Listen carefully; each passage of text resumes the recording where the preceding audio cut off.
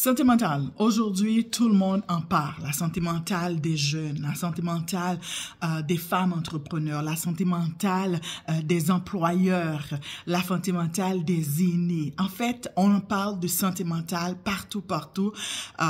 Et c'est une des raisons post-Covid. Mais je vais aujourd'hui vous parler un petit peu différemment de la santé mentale. La santé mentale, c'est pas juste une question d'émotion, c'est pas juste une question de psychologie. En fait, elle est directement liée à notre mode de vie. Chaque choix quotidien que vous faites va influencer votre santé mentale. Ce que tu manges, comment tu dors, comment tu respires, comment tu bouges, quand tu bouges, tout ça va influencer votre santé mentale. La première chose, quand on parle de santé mentale, on parle du cerveau. Donc, il faut aller s'alimenter pour nourrir le cerveau. Et comment nourrir le cerveau? On sait que des aliments qui sont riches en oméga 3, en magnésium, en vitamines de groupe B, ça aide à la production des neurotransmetteurs de la joie, des neurotransmetteurs qui vont influencer votre motivation. Et on sait que les aliments transformés, c'est un gros no-no. Et en ce qui a trait à l'alimentation du cerveau. La deuxième chose, c'est le sommeil qui est un pilier de l'équilibre émotionnel.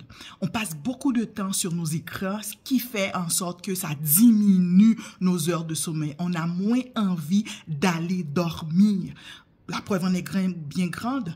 Que ce soit des jeunes, que ce soit des personnes âgées, ils parlent d'insomnie. Donc, le sommeil est un point essentiel. Donc, il faut aller améliorer ton sommeil. La troisième chose, c'est le mouvement qui est vraiment une source de la vitalité mentale. Je prends toujours l'exemple d'un flaque d'eau. Un flaque d'eau, quand il reste, qu'est-ce que ça va faire? Ça va faire des moustiques, ça va faire des insectes, ça va sentir en fait. Donc, le corps, il a besoin de bouger. Et ce qui arrive, nos entrepreneurs, ils passent majoritairement le temps devant les écrans à travailler et des fois derrière un comptoir. Et ceci est valable aussi pour nos jeunes. Donc, qui fait en sorte que les tensions sont accumulées dans le corps.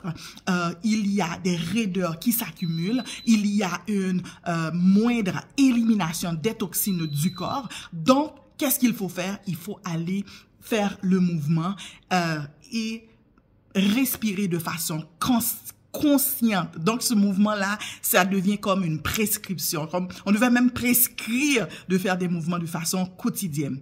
La quatrième chose, c'est le calme intérieur qui est l'antidote du stress moderne.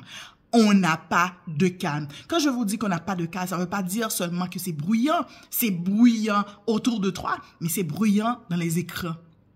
Dans ce que l'on fait de façon régulière devant nos écrans. À chaque fois qu'on est en train, on parle de scroller au niveau des écrans comme ça, ce qui arrive, c'est que c'est un mouvement au niveau du cerveau. Et comme ça, on devient accro à la dopamine. Okay, ça va être un autre sujet. Donc, comment est-ce qu'on doit faire pour aider avec le calme intérieur? On parle de méditation, on parle de la respiration consciente, on parle de moments dans la nature. Et pourquoi pas? On parle de prière car on a vu que tout cela a un effet sur le corps. Donc, ta santé mentale, c'est important. Donc, je vous invite à me rejoindre sur mon prochaine cohorte qui commence le 16 octobre. Bye.